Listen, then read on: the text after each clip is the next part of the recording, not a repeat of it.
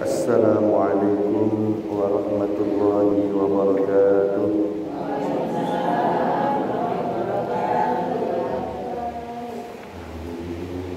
Alhamdulillahilladzi an'ama alaina bi ni'matiz zahirah wal batinah. Ashhadu an la ilaha illallah wahdahu la syarika lah wa ashhadu anna Muhammadan 'abduhu wa rasuluhu la nabiyya ba'dah. Allahumma salli wa sallim wa barik ala sayyidina Muhammadin wa ala alihi 'adada kamalillah wa kama yaliqu bi kamalih.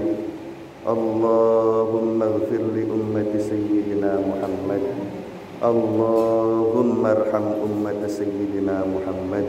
Allahumma astur ummata sayyidina Muhammad. Allahumma ansur ummata sayyidina Muhammad. Allahumma farrij an ummati sayyidina Muhammad.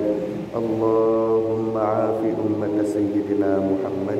Allahumma arham ummata sayyidina Muhammad rahmatan 'ammatan ya rabbal alamin. Wa sallallahu ala sayyidina Muhammadin walhamdulillahi rabbil alamin. Amma ba'd.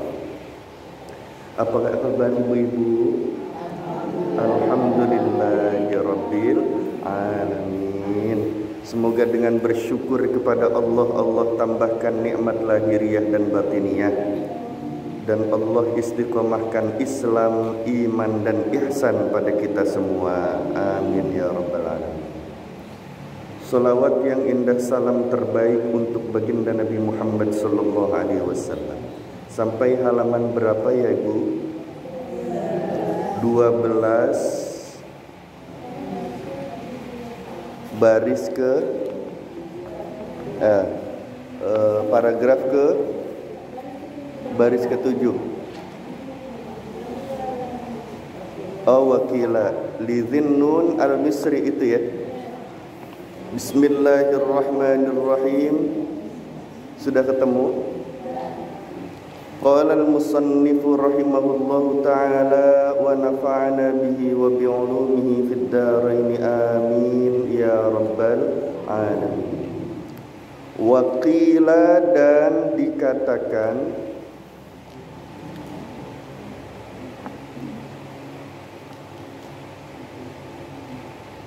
waqila dan dikatakan,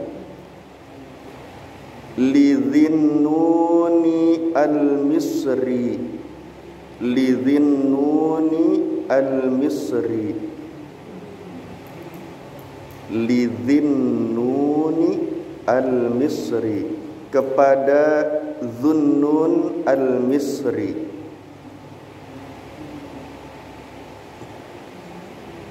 kepada Dhunnun al-misri.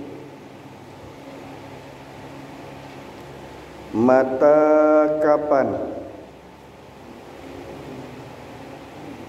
Mata kapan? Yu'lamu, diketahui, yu'lamu, diketahui,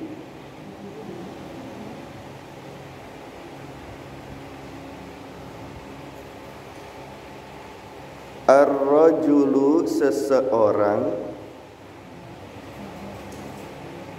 ar-rajulu, seseorang,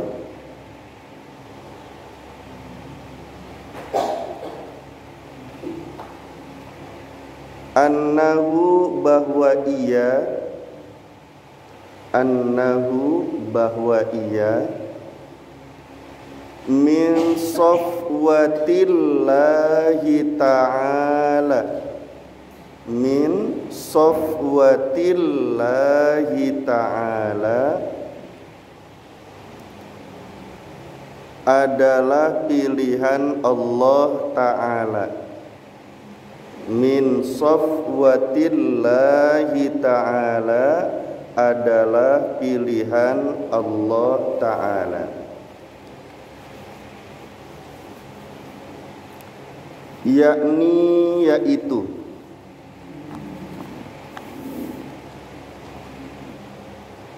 yakni yaitu sudah min khawasihi dari kekhususannya.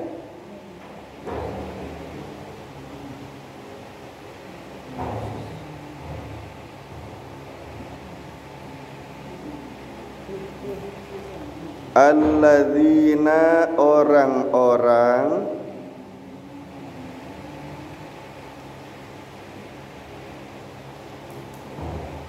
istafahumullahu ta'ala yang istafahumullahu ta'ala yang Allah memilih mereka, yang Allah memilih mereka. Istafahumullahu ta'ala yang Allah memilih mereka. Qala ia berkata, Zunnun al-Misri tadi ya maksudnya. Qala ia berkata, Zunnun al-Misri, yu'rafu diketahui,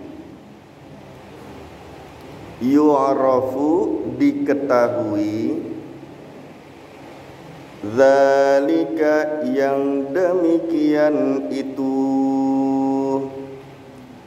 yu'rafu diketahui, zalika yang demikian itu, bi arba'ati asya'a dengan 4 perkara. Bi arba'ati asya'a dengan 4 perkara.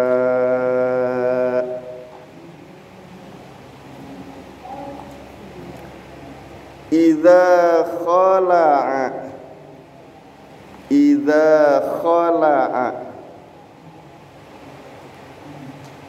apabila ia meninggalkan, idza khala'a apabila ia meninggalkan, ar-rahata istirahat, yakni yaitu tarkur rohata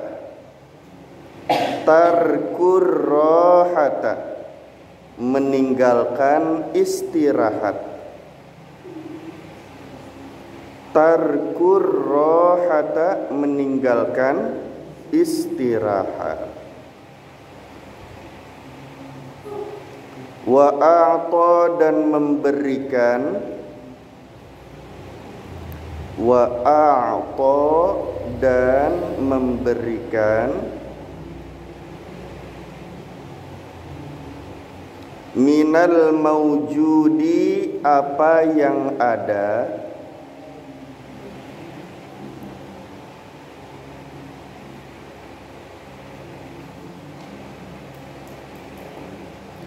yakni yaitu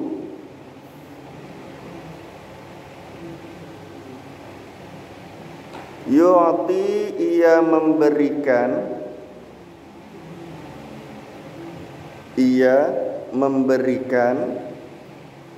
minal qalili sedikit lagi, yang sabar. Pegel tangannya ya. Yang sabar ya. Minal qalili dari yang sedikit, minal qalili dari yang sedikit, alladzi yang Alladzi yang indahu di sisinya. Alladzi yang indahu di sisinya. Wa ahabba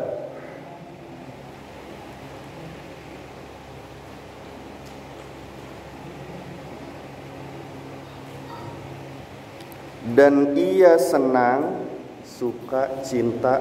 Wa ahabba dan ia senang, suka, cinta, sama aja.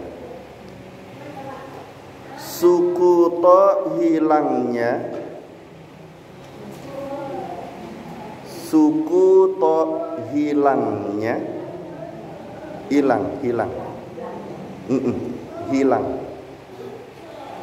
Sukuto hilangnya. Al-manzilati, al-manzilati, jabatan duniawi.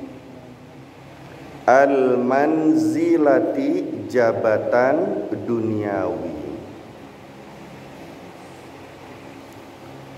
Wastawat, wastawat, sin sukun, tak fathah, waw fathah, tak sukun lagi. Wastawat, dan sama saja, dan sama saja. Indahu baginya, indahu baginya.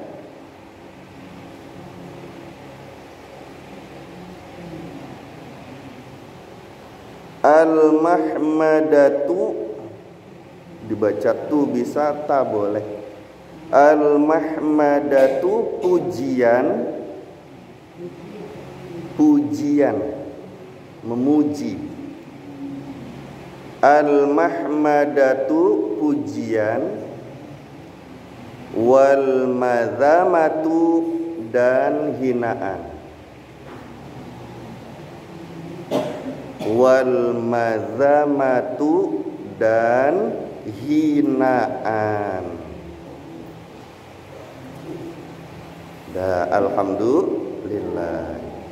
Kita baca bersama-sama. Bismillahirrahmanirrahim. Wa qila, dan dikatakan, lidhinnuni al-misri, kepada Dhunnun, mata kapan, yu'lamu, diketahui, ar-rajulu, seseorang, annahu, bahwa ia, min safwatillahi ta'ala, adalah pilihan Allah Ta'ala, yakni yaitu min khawasihi, dari kekhususannya, alladzina, orang yang istofahumullahu ta'ala, yang Allah memilih mereka. Qala, ia berkata, yu'rafu, diketahui, dzalika, yang demikian itu, bi arba'ati asya'a, dengan 4 perkara. Idza khala'a, apabila ia meninggalkan, ar-rahata, istirahat, yakni yaitu tarkur rahata, wa a'ta, dan memberikan, minal mawjudi, yakni yaitu yu'ti, minal qalili dari alladzi yang indahu wa ahabba dan ia sukuta hilangnya al manzilati jabatan duniawi wastawat dan sama saja idahu baginya al mahmadatu wal madhamatu dan ya alhamdulillahirabbil alamin. Ibu-ibu yang dimuliakan Allah dan dibersihkan hatinya oleh Allah, pada kesempatan kali ini pengarang kitab musannifu hadzal kitab itu menerangkan mengenai ada orang yang bertanya. Jadi ada yang bertanya kepada Syekh Zunnun al-Misri. Ya, Syekh Zunnun al-Misri itu seorang waliullah, kekasih Allah, orang yang tahu bagaimana cara mendekat kepada Allah. Ya, termasuk orang-orang yang sangat alim, termasuk hukama, termasuk kubaro juga. Ya, beliau adalah Syekh Zunnun al-Misri, orang Mesir. Ditanya dirinya, orang itu berkata, mata yu'lamur rajulu annahu min safwatillahi ta'ala. Wahai Syekh, kapan sih orang itu bisa diketahui, ya, seseorang itu diketahui bahwa ia adalah orang-orang pilihan Allah Subhanahu wa ta'ala. Maksudnya bagaimana? Yang dipilih Allah untuk ikhlas hatinya, yang dipilih Allah untuk terbebas dari riya, ujub, dengki, takabur. Ya, dalam hal ini karena kita sedang membahas masalah ikhlas, artinya yang dipilih Allah untuk dianugerahi oleh Allah berupa keikhlasan. Ya. Bagaimana cirinya? Yakni yaitu khawasihi min khawasihi alladzina astafahumullahu ta'ala, yang Allah mengkhususkan mereka saja yang diberikan itu. Ikhlas itu mahal, sangat mahal. Maka orang-orang yang mendapatkan keikhlasan dalam hatinya itu adalah orang-orang yang terpilih dari Allah. Orang yang ikhlas pasti kekasih Allah. Orang yang ikhlas pasti dicintai Allah. Orang yang ikhlas pasti dekat dengan Allah. Maka harus terpilih orangnya. Nah, beliau bertanya kepada Syekh Zunnun al-Misri, cirinya apa? Gimana kita bisa tahu kalau dia itu orang ikhlas? Walaupun dia nggak sebutkan, kamu ikhlas nggak ngasih saya daging kurban? Iya, ikhlas. Walaupun dia tidak bilang ikhlas, kita bisa tahu bahwa dirinya itu orang ikhlas dari mana tuh? Yang pertama, menurut Syekh Zunnun al-Misri, diketahui yang demikian itu dengan 4 perkara. Kita bisa tahu orang-orang itu yang dipilih Allah untuk dianugerahi ikhlas, menjadi kekasih Allah, cirinya ada 4 perkara. Ada berapa? 4. Iya. Yang pertama, cirinya idza khala ar-raha, apabila ia meninggalkan istirahat. Dunia itu bukan tempatnya istirahat. Dunia itu tempatnya untuk berjuang. Dunia itu tempatnya untuk berusaha mendekat kepada Allah, menjadi hamba terbaik Allah. Bukan tempat buat istirahat. Ya. Ciri yang pertama, orang-orang itu dicintai Allah, dianugerahi keikhlasan oleh Allah, dirinya banyak meninggalkan istirahat. Istirahat itu apa? Istirahat itu dikatakan sebagian hukama, dia itu lupa terhadap Allah dengan aktivitasnya, itu namanya istirahat. Lupa kepada Allah dengan aktivitasnya. Kalau kita lagi masak tapi lupa sama Allah, ya kita lagi istirahat namanya. Kita tidur tapi tidurnya berkualitas, sebelum tidur banyak melakukan amalan-amalan yang diajarkan baginda Nabi Muhammad SAW. Kita tidur sebelumnya melakukan ibadah-ibadah dan tertidur sambil dalam keadaan berzikir. Kita walaupun jasadnya lagi tidur, tidak dianggap istirahat. Ya.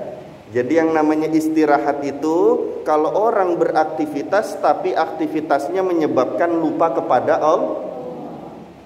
Jadi yang dilihat Allah tuh, kita ini lagi zikir sama Allah apa enggak. Kalau terhenti zikir itu tuh namanya lagi istirahat.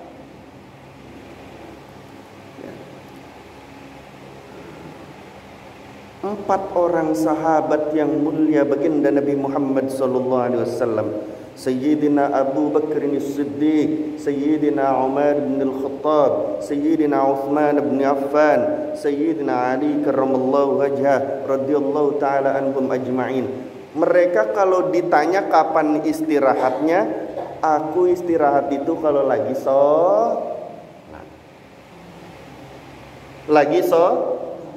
istirahatnya tuh kalau sholat. Kenapa sholat bisa menjadi istirahat?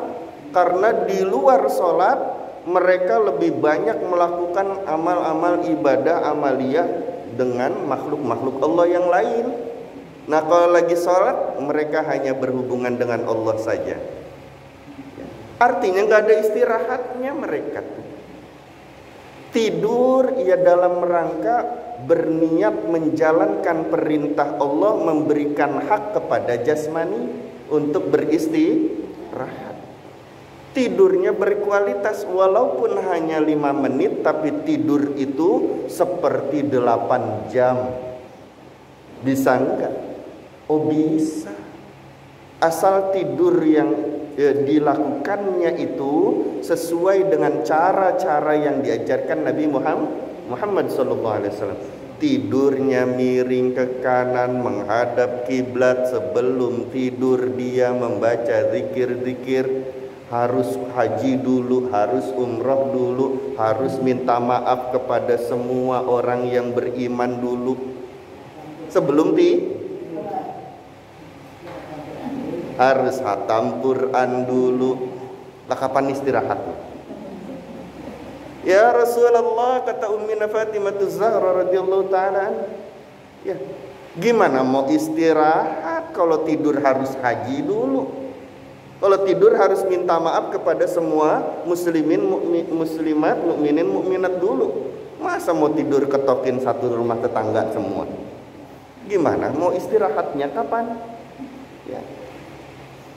Baca ini, baca ini, baca ini, nilainya sama dengan haji. Kau baca tasbih subhanallah walhamdulillah wala ilaha illallah wallahu akbar.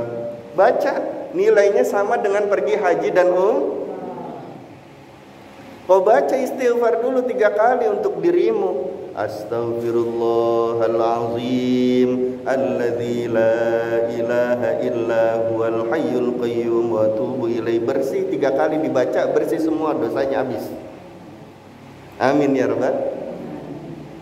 Dan harus yakin, harus minta maaf kepada semua mukminin, mukminat, muslimin, muslimat Ya, gimana caranya? Doakan untuk mereka ampunan rahmat Allah.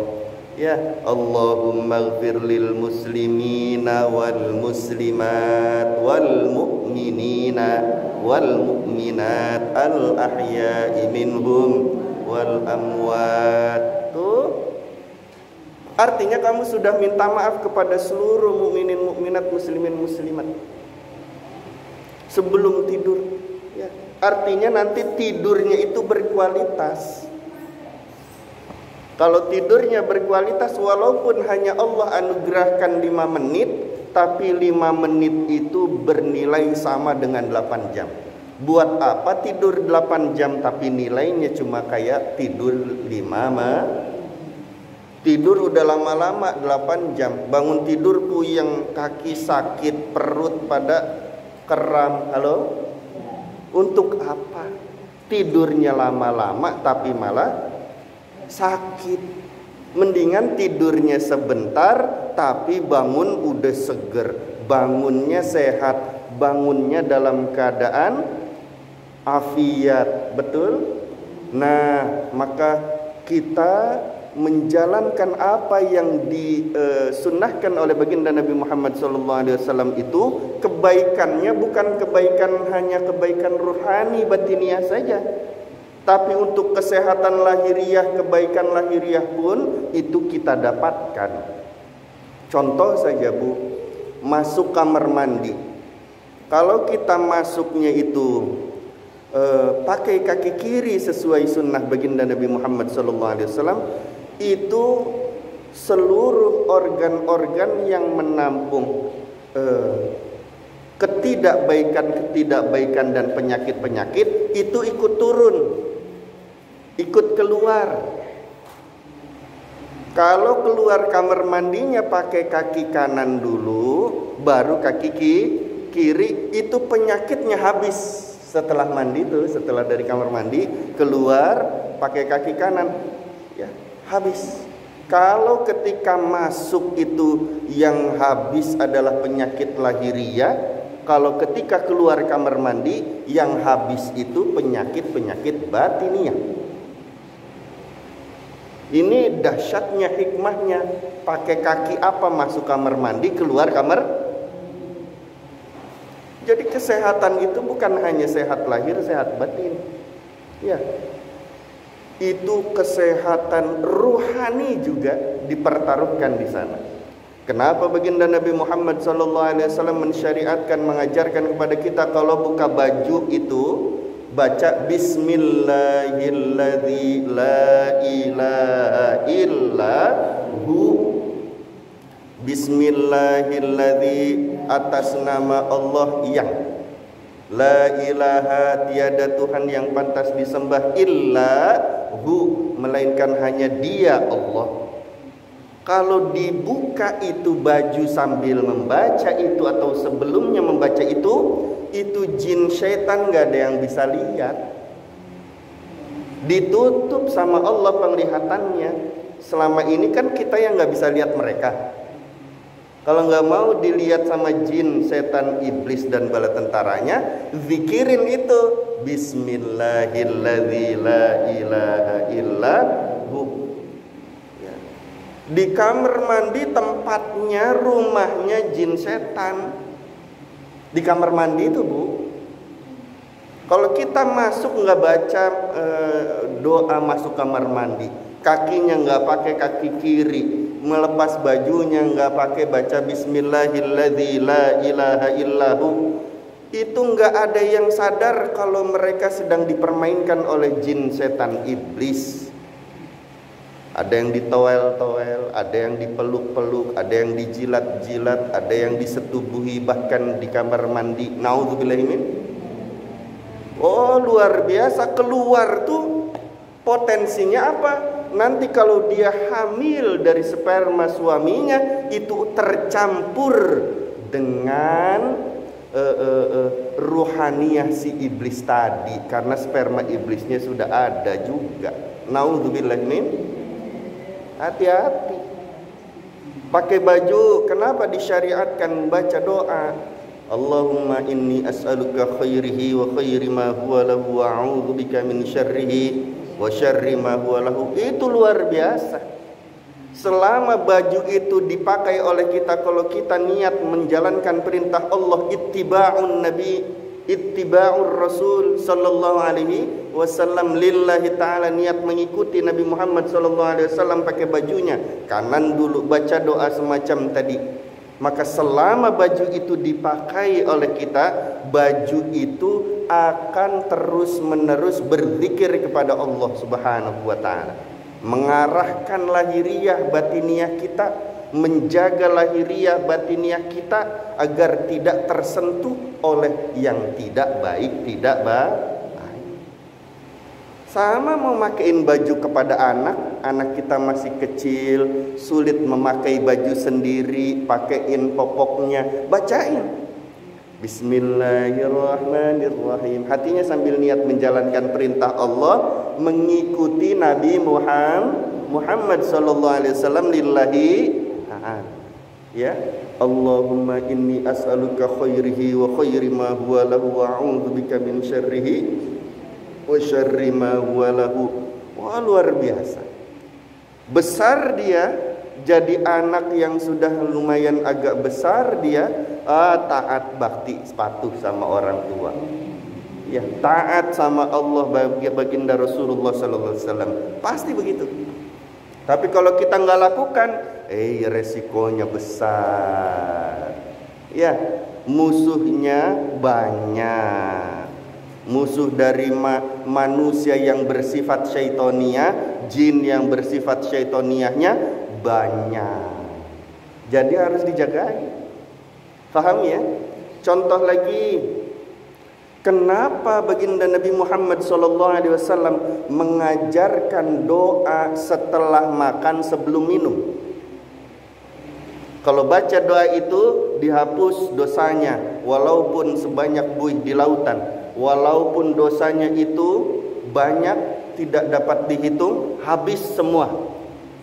Padahal cuma membaca syukur setelah makan sebelum ternyata Bu, di dalam itu kedokteran, orang yang habis makan dia nggak langsung minum, itu ada enzim tertentu yang dia keluar untuk imunitas tubuh. Baginda Nabi Muhammad SAW, para nabi-nabi, para rasul-rasul, para sahabat-sahabat yang mulia, orang-orang yang dicintai Allah, kalau habis makan enggak langsung minum. Minimal ditunggu 5 menit. Yang bagus itu 17 menit sampai 27 menit.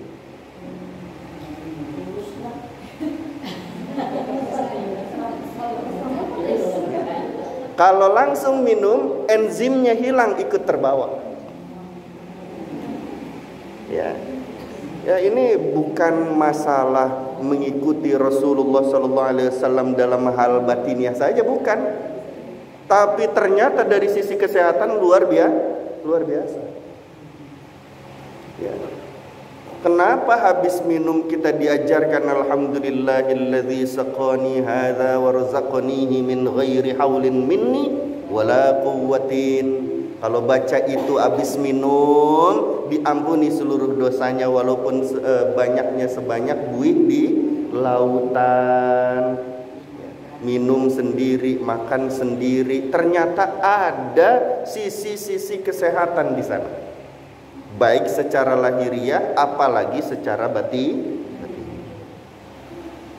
Bu, kemarin kata Kiai gimana? Kalau kita habis makan terus sebelum minum baca itu diampuni dosa semuanya oleh Allah, walaupun sebanyak buih dilah. Betul begitu? Ada itu ilmunya. Bahkan dari sisi kedokteran, kesehatan, ya. Kita lakukan.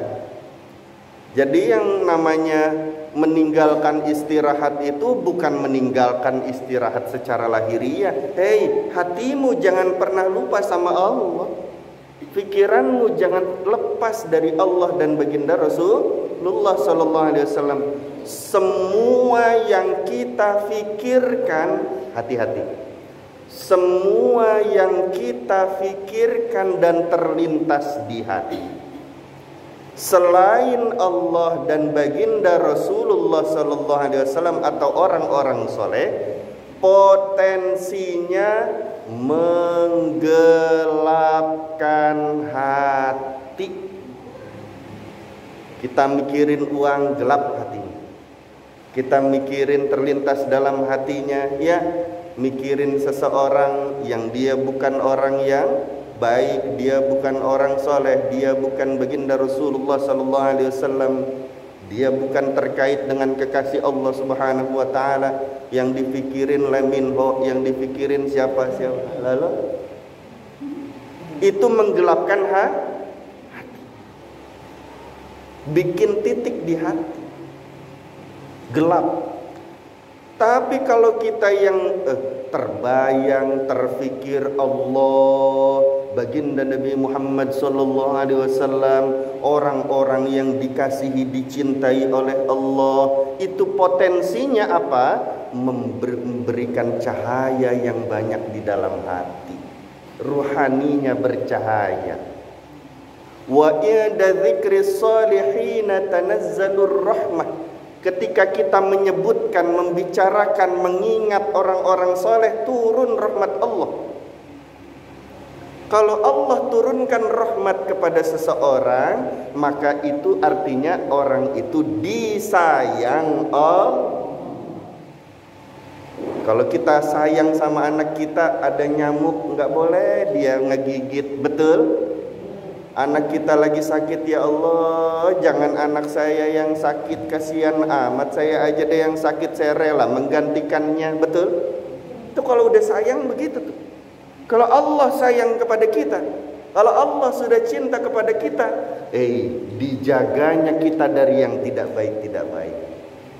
Maka sudahlah, ini yang ada di hati, yang ada di pikiran, jangan uang lagi, harta lagi, itu sudah dijamin Allah, tinggal kita mencari, menjemputnya saja sambil memohon terus kepada Allah Subhanahu wa taala. Ya, udah dijamin Allah. Kenapa harus dimasukin ke hati? Kau memikirkan tetanggamu yang menghinamu buat apa? Ngotorin hati. Maafkan saja langsung. Ya, kau akan mendapatkan kemuliaan. Hatinya udah jangan diisi lain-lain. Itu potensinya menggelapkan hati. Mikirin orang yang membenci, mikirin orang yang menghina, mikirin orang-orang nonton berita. Dia begitu amat ya, mikirin tuh orang. Padahal di berita kita kenal juga enggak, dia kenal kita juga enggak, kita pikirin padahal itu orang fasik, orang munafik, orang kafir, orang yang tidak baik misalnya. Itu jadi menggelapkan hati. Wa inda dzikril munafiqina awil fasikina awil kafirina tanazzalul la'nah. Kalau kau memikirkan, mengingat-ingat, membicarakan orang fasik, orang munafik, orang kafir, maka kamu akan dilaknat. Na'udzubillahi min. Tuh, udah isi yang baik-baik saja di hati, insya. Orang-orang hebat itu meninggalkan istirahat. Apa artinya istirahat? Lupa sama Allah. Dia tinggalkan lupa Allah. Selalu ingat Allah. Bu, kalau kita awali aktivitas kita dengan niat lillahi ta'ala, dengan bismillahirrahmanirrahim, selama aktivitas itu dianggap mengingat Allah kok. Mau nyuci piring, bismillahirrahmanirrahim, sallallahu ala Muhammad, alhamdulillahi rabbil alamin. Hatinya ngomong, ya Allah, hamba berniat menjalankan perintahmu, menolong umat Rasulullah ta'ala. Ya Allah, hamba berniat menjalankan perintahmu, beribadah khair lillahi. Selama ibu nyuci piring dianggap ingat Allah. Betapa enaknya aku tuh begitu. Tapi kenapa tidak dilaksanakan? Laksanakan, niat tuh berat masalahnya ya. Lupa komunikasi terjadi, ngobrol antara dua orang ya, melakukan percakapan, kalau niatnya menjalankan perintah Allah, menjalin hubungan silaturrahim lillahi ta'ala, itu nilainya besar. Kenapa orang-orang banyak yang berkunjung ke rumah saudaranya, gantian lagi dikunjungi ya, tidak bernilai silaturahim? Kenapa? Karena nilai silaturahim itu ada ketika niat itu dihadirkan dalam hati. Dan niat itu kapan? Muqtaranan bi fi'lihi, berbarengan dengan pekerjaannya. Silaturahim menjalin hubungan baik. Kapan itu terjadi? Ketika kita ngobrol. Coba yang jujur, kalau kita lagi WA-an, ngebales WA, ngebaca WA, pegang HP-nya, ngebales WA-nya, niat menjalin hubungan silaturahim tidak? Ayo yang jujur. Umi sih niat, alhamdulillah. Kita. Halo? Kelontrang bunyi tuh WA.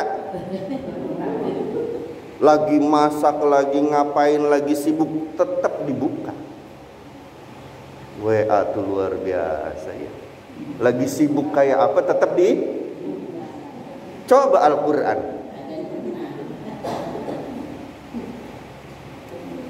Itu lagi balas WA tuh bu. Niat nggak di hatinya menjalin hubungan silaturahim? Niatkan insya. Ayo bareng-bareng ya. Masya Allah. Nelpon. La ilaha illallah. Oh itu luar biasa bu. Kenapa rezekinya sempit melulu tuh?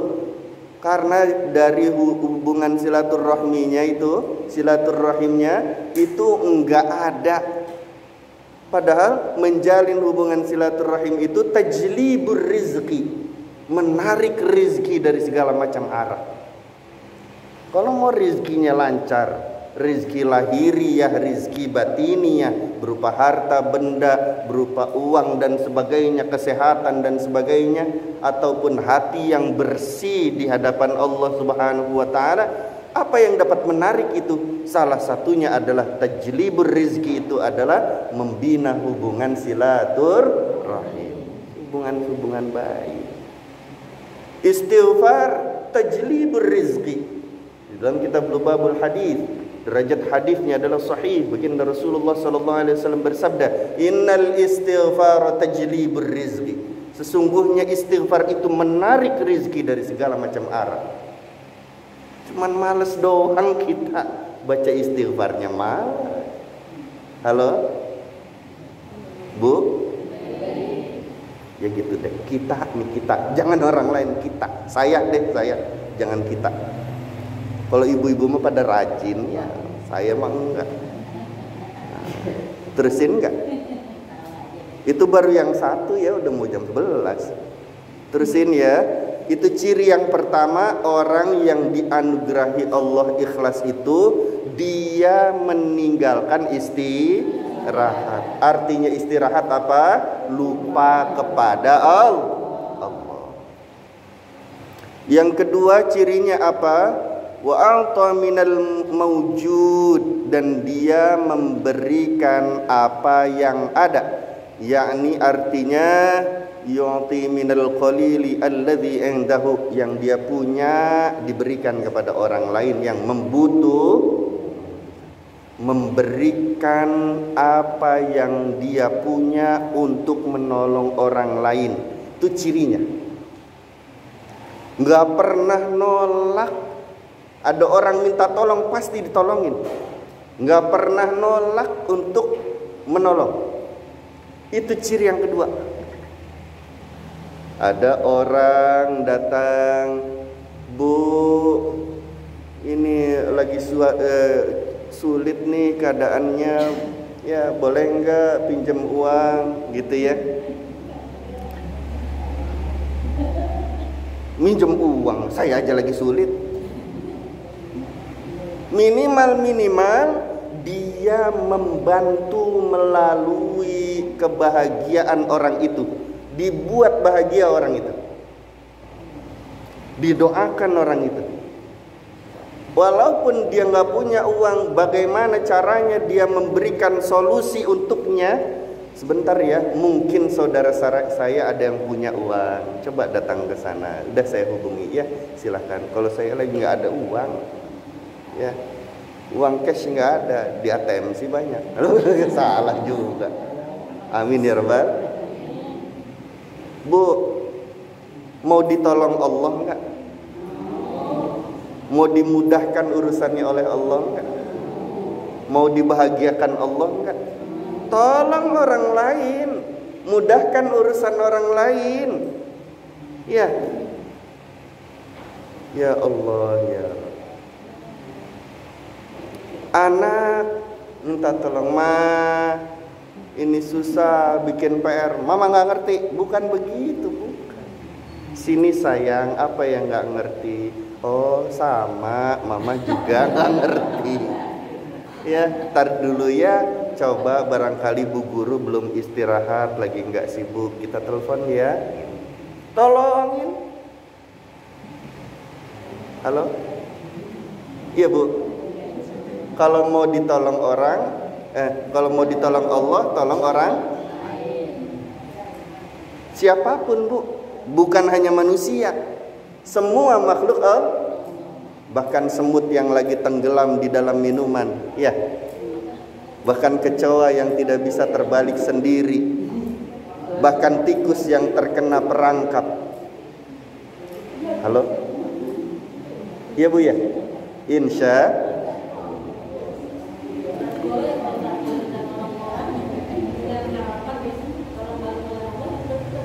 boleh, dan itu janji Allah, ya.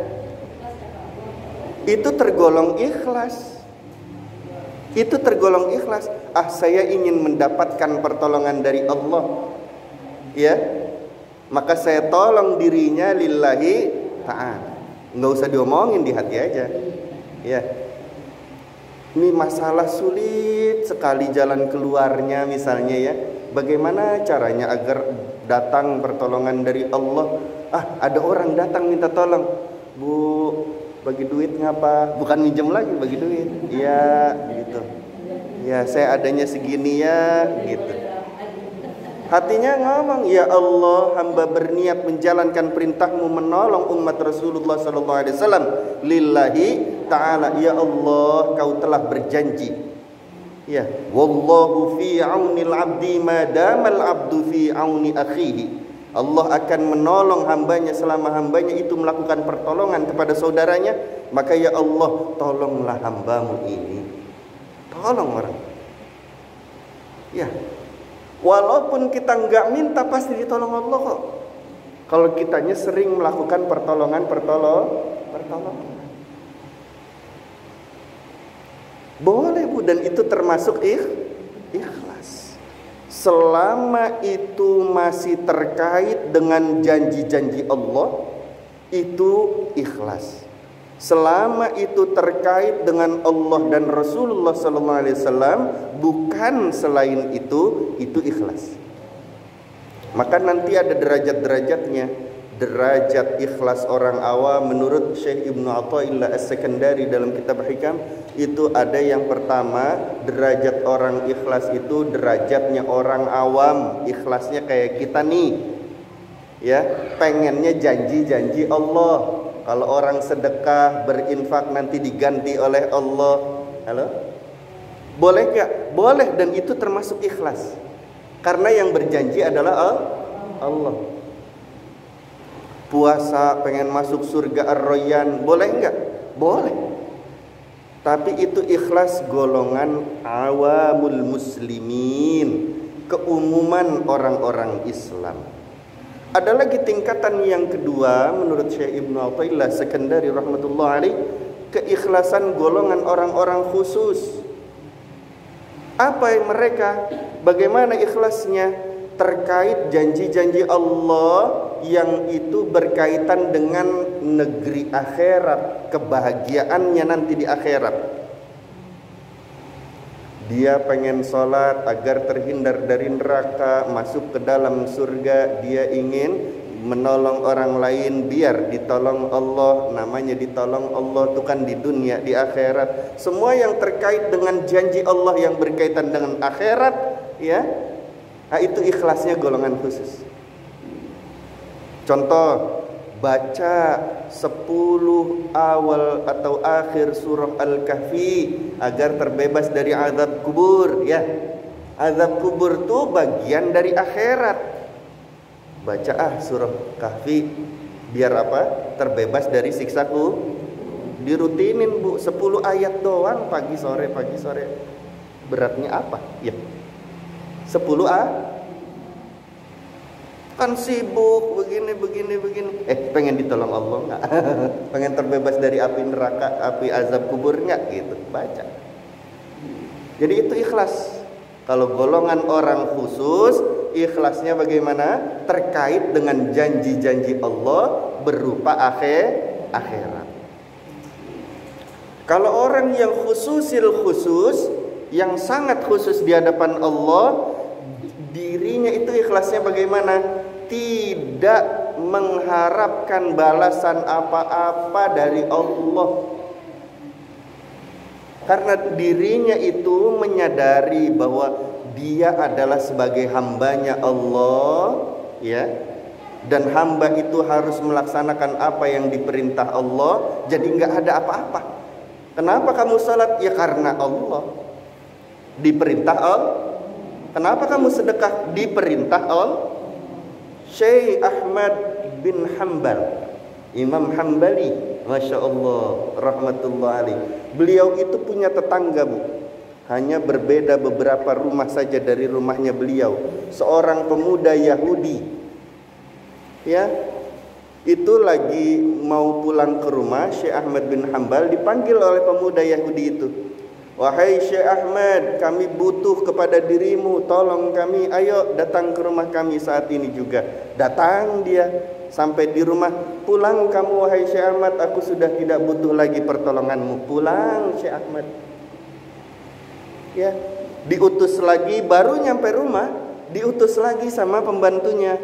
Suruh Syekh Ahmad datang lagi ke rumah saya butuh pertolongannya. Diprank doang. Apa itu? Dikerjain doang, dibohongin doang sama orang pemuda Yahudi tadi. Datang tapi Syekh Ahmadnya tetap datang ke rumahnya. Sampai di depan rumahnya kata pemuda tadi, pulang, saya tidak lagi butuh terhadapmu. Sampai 3 kali. Bolak-balik ke rumah, dibohongin doang, dikerjain doang. Tapi akhirnya pemuda Yahudi itu bertanya, wahai Syekh Ahmad, kamu itu kan cuma saya kerjain aja, saya prank aja, saya bohongi saja. Suruh datang ke rumah, suruh balik lagi ke rumah kamu, suruh datang lagi ke rumah saya. Tapi kenapa kamu tetap melakukannya? Ya, yang aku lihat bukannya perintahmu, tapi perintah Allah. Selama itu diperintah Allah, maka aku kerjakan. Apa perintah Allah? Menghormati, memuliakan makhluk Allah. Apa yang diperintah Allah? Menolong kepada sesama makhluk Allah. Yang kulihat itu adalah perintah Allah. Apa kamu nggak sakit hati? Nggak sakit hati. Saya nggak ngarepin apa-apa dari kamu. Yang saya harapkan hanya Allah. Nah, itu ikhlasnya golongan khawasil khawas yang sangat khusus. Ada lagi yang bertanya? Mangga.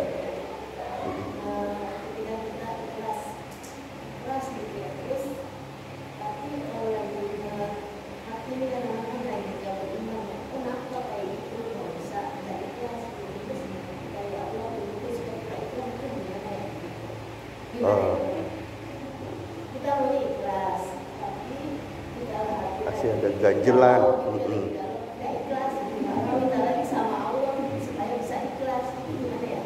Oh gitu. Ya minta Allahumma rzuqni al-ikhlas fil amal. Itu doa yang pertama. Yang kedua, banyak membaca surah Al-Ikhlas. Orang yang cinta kepada surah Al-Ikhlas pasti dianugerahi keikhlasan oleh Allah. Terutama Bu, ketika masuk ke dalam rumah, baca surah Al-Ikhlas 3 kali. Lazim dia melakukan itu, rutin dia mengerjakan itu, pasti dianugerahi ikhlas oleh Allah. Jadi ikhlas tuh kayak nama surahnya, nggak diomongin ikhlas. Kamu ikhlas nggak? Ikhlas. Nggak diomong. Yang namanya ikhlas tuh kayak surahnya. Namanya surah Al-Ikhlas, tapi kata-kata ikhlas itu tidak ada di dalam surah itu sendiri. Betul?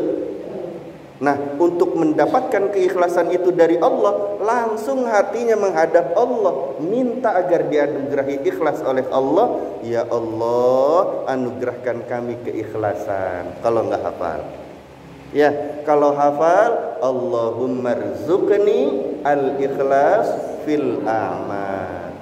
Kalau sudah terlanjur nggak ikhlas juga, hadapkan hatimu terus menerus sambil bertawakal, berpasrah diri kepada Allah. Insya Allah, wa may yatawakkal 'alallah fahuwa hasbuh. Orang yang memasrahkan urusannya kepada Allah, menyerahkan urusannya kepada Allah, dicukupi oleh Allah Subhanahu wa ta'ala. Kita nggak tahu ikhlasnya yang bagaimana, maka pasrahkan sama Allah. Ya Allah, hamba sudah berusaha untuk berikhlas, tapi masih begini aja hati, masih ngeganjel aja. Begitu kan ya? Dan itu banyak terjadi. Ya, maka usaha kita doa ikhlas tadi dibaca. Surah Al-Ikhlasnya kita cinta kepada surah Al-Ikhlas. Buktinya apa? Setiap kali mau masuk rumah atau masuk ke dalam rumah, baca surah Al-Ikhlas. Satu lagi, kalau mau cepat ikhlasnya, setiap kali masuk ke kamar tidur kita, baca ayatul hirsi. Baca apa? Ayatul hirsi. Apa itu ayatul hirsi? A'udzu billahi minasy syaithanir rajim. Bismillahirrahmanirrahim. Laqad ja'akum rasulun min anfusikum azizun 'alaihi ma harisun bil mu'minina فَإِن تَوَلَّوْا فَقُلْ حَسْبِيَ اللَّهُ لَا إِلَهَ إِلَّا تَوَكَّلْتُ Rabbul. Setiap baca itu Bu, kamarnya bercahaya. Berkemungkinan berjumpa Rasulullah SAW baik fil manam, dalam mimpi maupun yaqzatan. Itu ayatul hirs, itu hebatnya.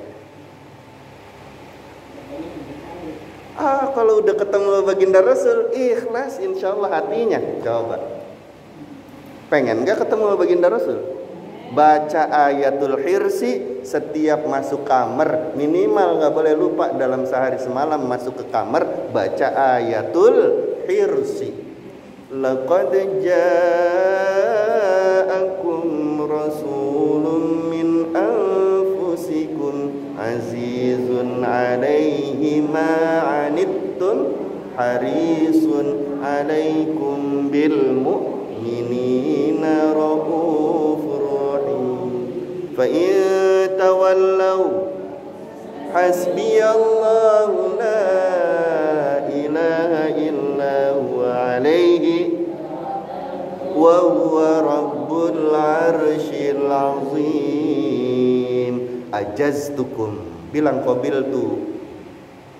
Kalau saya bilang ajaztukum, aku ijazahkan kepada kalian. Ibu-ibunya bilang qabiltu. Ya, siap? Ya, ajaztukum. Alhamdulillahirabbil alamin. Baca itu ya. Ini ayatul hirsi. Mangga, silakan. Wah, gimana? Habis sholat? Boleh, nggak apa-apa, bagus. tapi dilaksanakan setiap kali mau masuk ke kamar atau dalam sehari semalam minimal sekali saja dibaca ya. Masuk ke kamar baca itu. Habis sholat dibaca lagi, lebih bagus. Ya. Mau setiap kali masuk kamar atau sehari sekali silakan. Yang penting jangan ditinggalin. Ya. Bolak-balik, apalagi kalau lagi beser ya, bolak-balik kamar ya. Bu, kita di kamar tuh lama, baca ayatul hirs itu cuma sebentar. Masuk kamar tuh sambil aktivitas, Bu. Sambil aktivitas. Masuk kamar. Orang lain sih nggak tahu. Kita lagi berkholwat bersama Allah, bersendirian bersama Allah karena hatinya yang baca, bukan lisan lahirnya. Masuk kamar tuh kelihatan sama orang ya biasa aja wajahnya, nggak lagi baca qomat kamit, nggak apa, tapi hatinya a'udzubillahi minasyaitonirrajim, bismillahirrahmanirrahim, laqad ja'akum rasulun min anfusikum, dan seterusnya. Faham nggak maksudnya?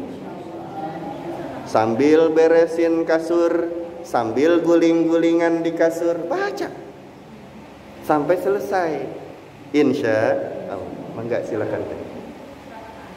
Apa tuh? Nanti dicari ya ayatul hirs. Di Rawi ada. Baik.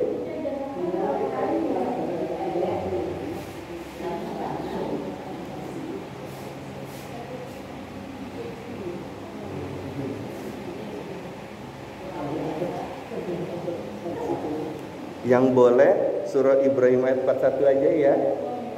Ayatul hirsinya langsung aja datang atau melalui telepon enggak apa-apa. Begitu Bu Haja.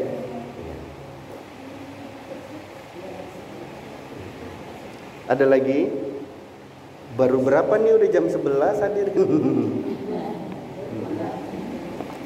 Terusin enggak? Baru dua, ya dua lagi. Wallahu a'lamu bissawab. Semoga Allah memberikan anugerah kemanfaatan di dalam ilmu kepada kita semua. Semoga Allah perjumpakan kita dengan baginda Nabi Muhammad SAW. Semoga yang sedang haji, yang sedang umrah diterima hajinya, diterima umrahnya, makbulah, mabrurah. Semoga yang belum pernah haji, belum pernah umrah bisa berangkat haji dan umrah, melaksanakan ibadah haji dan umrah. Ajilan dengan segera tanpa ada halangan, rintangan dan hambatan. Semoga yang berhaji diberikan anugerah kesehatan dan keafiatan oleh Allah Subhanahu wa taala. Dirinya dan keluarganya dijaga oleh Allah Subhanahu wa taala, menjadikan hatinya itu suci dengan hajinya itu di hadapan Allah Subhanahu wa taala, menjadikan dirinya lebih dicintai baginda Nabi Muhammad sallallahu alaihi wasallam dengan hajinya itu di hadapan Allah Subhanahu wa taala. Dan ya Allah, semoga siapapun yang mendoakan dan membaca suratul Fatihah ini, ya Allah, dianugerahi hati yang suci juga, dekat dengan Allah dan baginda Rasulullah sallallahu alaihi wasallam, juga berpotensi untuk membawa orang-orang di sekitarnya juga bertakwa kepada Allah Subhanahu wa taala. Ala hadhihi niyyah bi kulli niyatin shalihah wa ila hadratin nabiyil mustafa Muhammadin Rasulillah sallallahu alaihi wasallam. Al-Fatihah.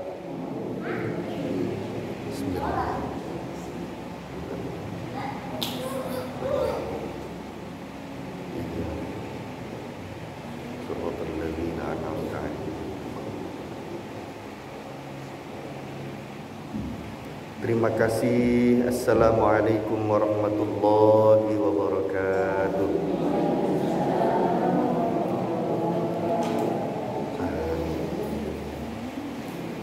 Jazakumullah khairan.